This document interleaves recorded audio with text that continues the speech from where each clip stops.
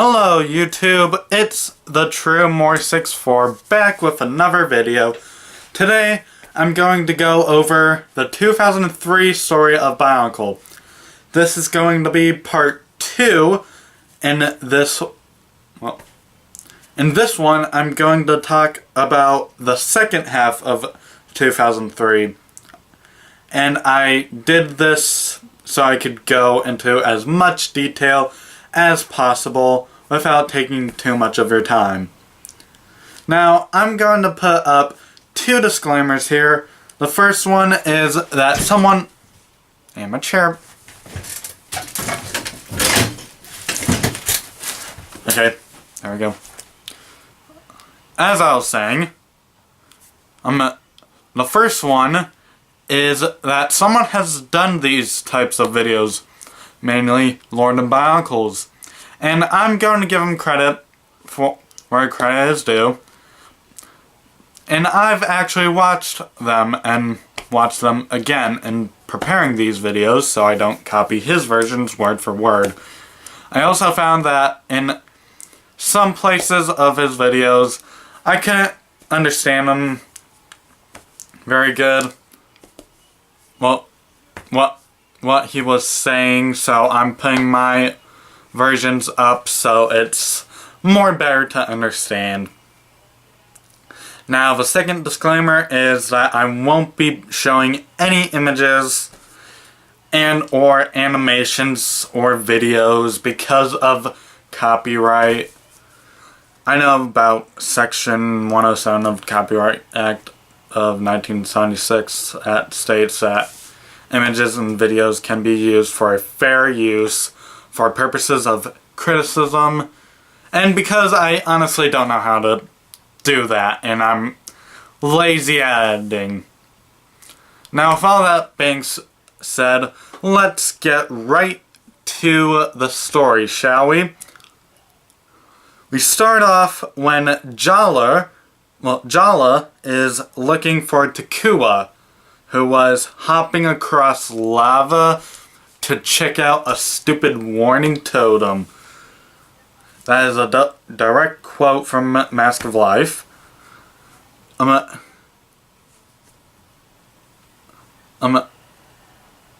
He takes it, then drops it into, in the lava where the totem is revealed to be a Kanohi mask. Well, I should be saying a great Kanohi mask. Then a big lava wave comes by and Takua is halfway across, but he is saved by none other than Toa Tahu.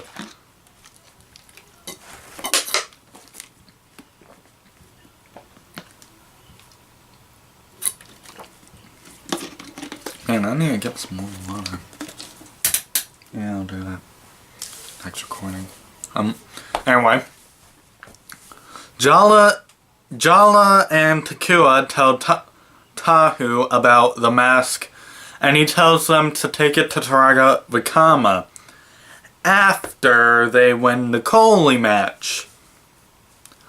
Then they head off to the Coley match, where 3 teams are going against each other: Takoro, Gakoro, and Pokoro.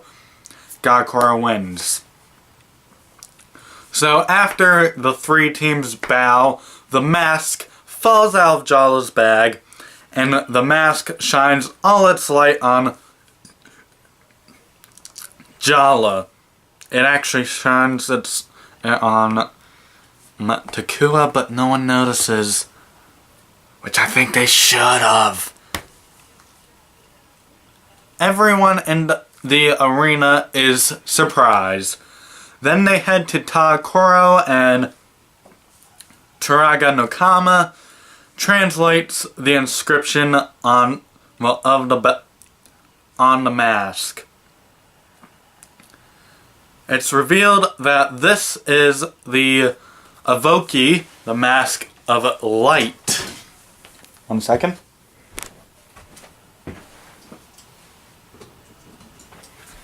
And this is unscripted. Well, this part is unscripted, but I'm gonna do it anyway. and I know I've done a review on this, but anyway, here is the Mask of Light.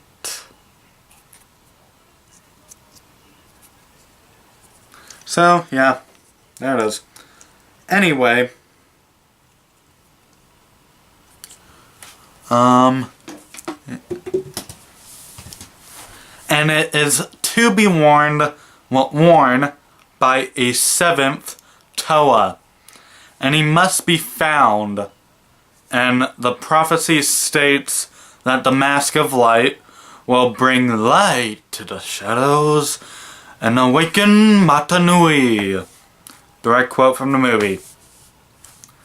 Jala and Takua go on that journey to try to find him, and they bring Puku along, the okay, I don't know what kind of crab he is, but it's a big crab. Then Makuta finds out about the mask and sends his sons, the Rakshi, to take the mask. We meet 6 Rakshi, but there are so many more. But there are so many more with different powers. The 6 Rakshi we meet are Turok, Rakshi of Fear, Gurok, Rakshi of Disintegration, Lirok, Rakshi of Poison, Panrok, Rakshi of Fragmentation, Vorok, Rakshi of Hunger, and Kurok, Rakshi of Anger. Lots of different powers. The Rakshi also have Krata that have 7 stages. I'm not gonna go over them, just so you know. Anyway, back to the story. 3 Rakshi are unleashed: Gurok, Lirok, and Panrok. They attack Takoro hoping to find the Herald of the 7th Toa. The only 2 Toa there are Tahu and Gali, and they are struggling. Tahu even got poisoned. The Rakshi didn't find the Herald, but they completely destroy Takoro. It, like, literally sank into the lava.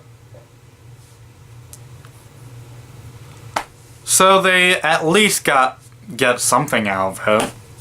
I mean, what's more fun than destroying a whole village? Anyway,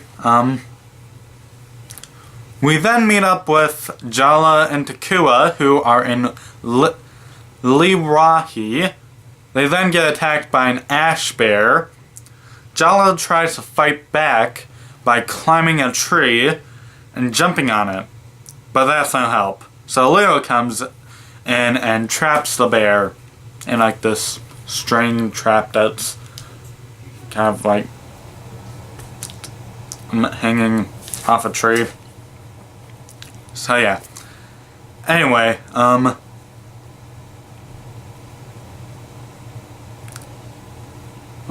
lost my place.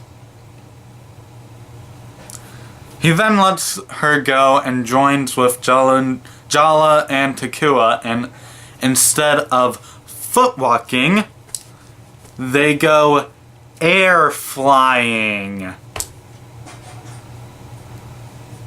And that's tree speak for you. Liwa brings in a gecko bird and has them ride it.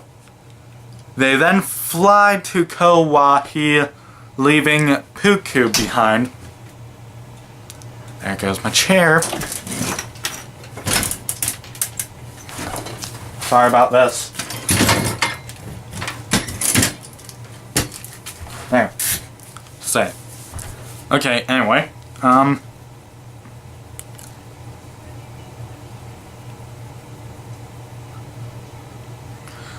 Liwa finds out that Takoro has fallen to Rakshi, and I'm not even sure how he even finds out. They never explained that in the story. Liwa then heads to Takoro. Jala and Takua end up finding Kopaka and follow him and explain the story because apparently he hasn't heard of the news. I mean, who hasn't heard of this news? So they head to Kokoro when they find out it got attacked by by none other than the Rakshi, and they get attacked by them. They then slide down the hill. Kopaka gets knocked out for a little bit. Takua then rows out to the lake. When the Rakshi head right for him, Kopaka wakes up and hits the Rakshi with a ray of ice, which sends them plummeting into the lake below, and Kopaka freezes the lake. He then compliments Takua and leaves. Then Puku finds them. The three of them head out to the Onukoro Highway, and in there, Takua gets separated from Jala and Puku and confronted by Makuta. Technically, it was like a shadow thing, where he tells Takua to bring him the mask or Jala will die. Jala then finds him, and Takua then quits this journey. Takua and Puku head to Onukoro. Makuta makes 3 more Rakshi, Turok, Vorok, and Kurok. Hold on just one sec. Mom, can you give me some water?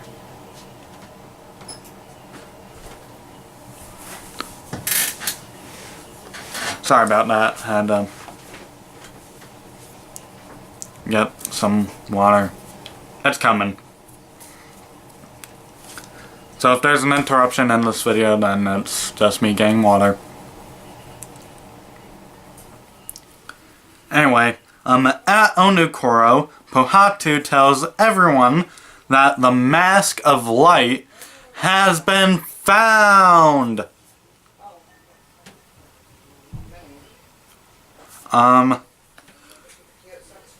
Then Takua comes in and tells Pohatu that he and Jala got separated after they met with the Rakshi.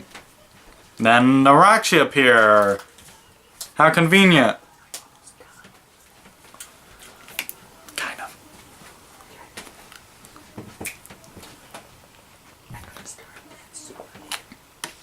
Okay. Sorry about that. That was my water. Anyway, if you hear any background noise, that's the laundry. And also, yes, I'm going off script for this. But I'm gonna try to talk over it as best I can, but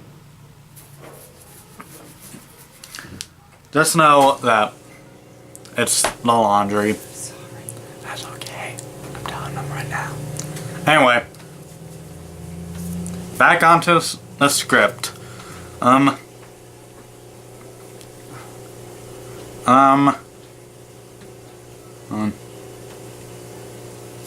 Then the Rakshi appear. How convenient. The Toa fight the Rakshi. The Matorn run.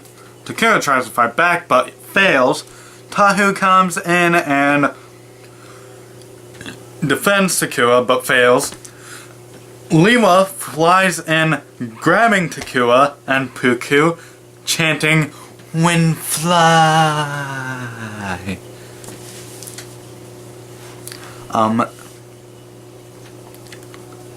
He then tells Takua to quick speed to Jala.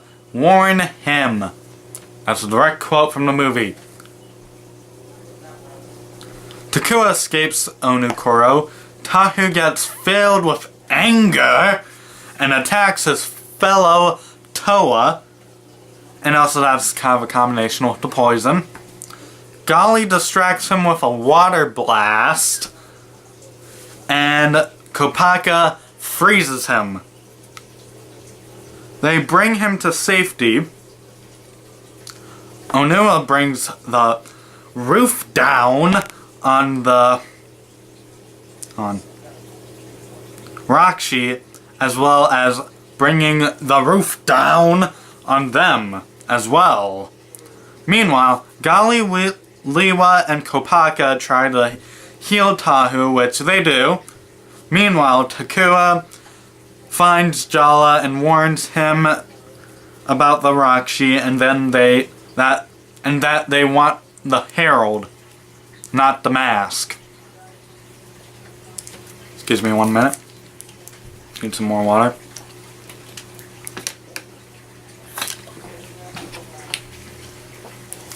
Man, that's cold. Anyway,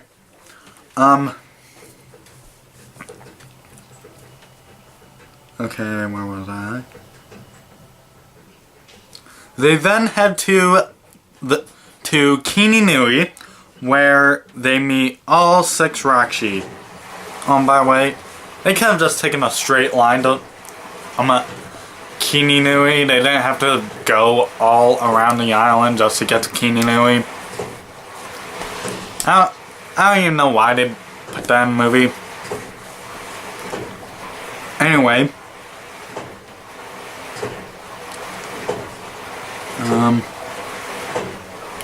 And then the 6 Toa defend Jala and Takua. The Toa take down 5, 3 in glass, and 2 in a magma water ice mixture. The last one, Turok, kills Jala. He then tells Takua, "You know who you are. You are always different." And then hands him the mask. Takua realizes his true destiny. He puts on the mask and transforms into the 7th Toa, Takanuva.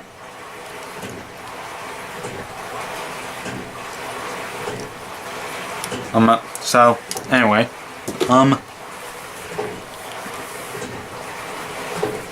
he then defeats the last Rakshi with just a single beam of light from his staff. The Toa build on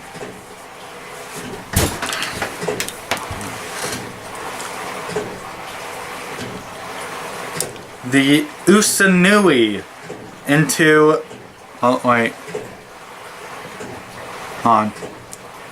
out of the 6 Rakshi.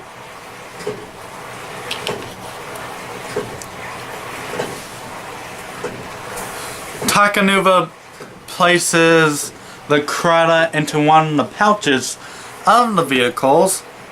Holly then places Jala's mask on the front. There's a reason why I yelled that. Of the Usanui. Hold on, I'll show you. She literally sticks it right there. Right there. But that's it right there. So anyway, Takanuva then gets on the vehicle and goes down into Mangaya. Takanuva then crashes the Usanui into the door, And Holly gets out of a pouch holding Jala's mask. There's which is impossible on 2 levels. Takanuva throws the Krata. Oh wait, hold on. Sorry, skipped a line. Lost my place. Oh wait. Actually that is right. But yeah, it's impossible on 2 levels. First off, this is unscripted. First, the mask was placed on the front. How could she have gotten that if it was placed on the front? There's no way you could have gotten that from inside a pouch. And second, Holly can't even fit into a pouch. So, impossible. On 2 levels. Anyway, back to the actual script. Takanuva throws the Krata on the floor and the Krata slivers away. Need more water.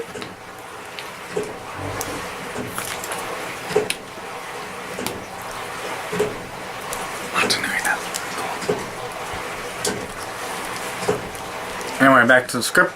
Makuta comes in and challenges Takanuva to a Koli match, which Takanuva wins.